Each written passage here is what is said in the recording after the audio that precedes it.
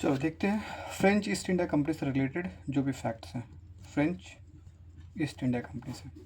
ठीक है, देखो फ्रेंच ईस्ट इंडिया कंपनी जो है इसका जो इस्टेब्लिशमेंट ईयर है वो है 1664 में इसकी स्थापना हुई थी।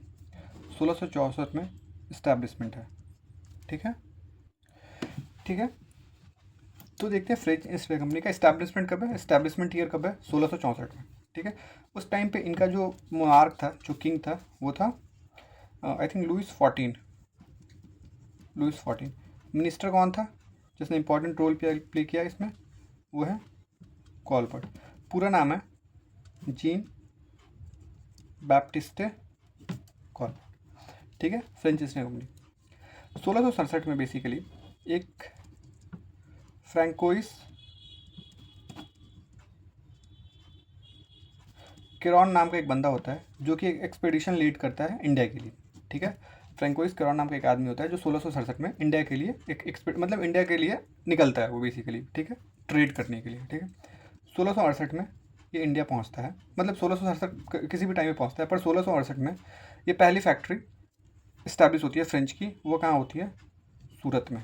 ठीक है, कौन इस्टेब्लिशमेंट करता है, फ्रैंकोइस केरॉन।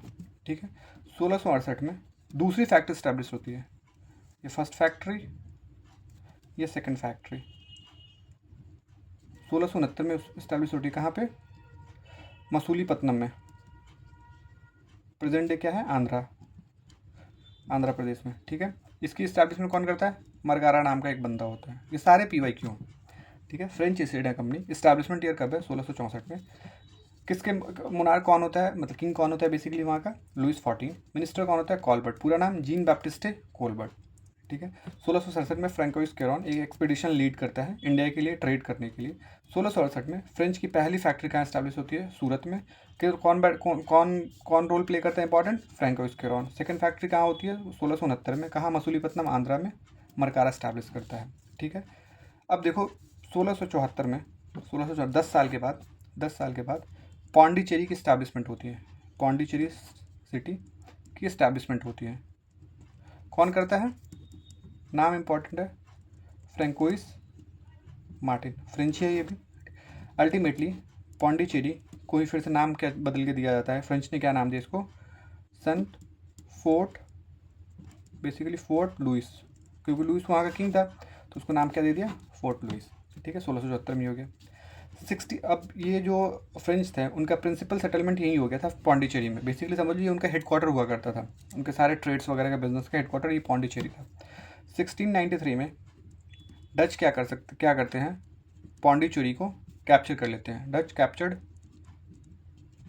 पौंडीचेरी। इसके बाद का जो इवेंट इंपॉर्टेंट है, 1697 का एक ट्रीटी साइन होती है, ट्रीटी ऑफ रिजविक।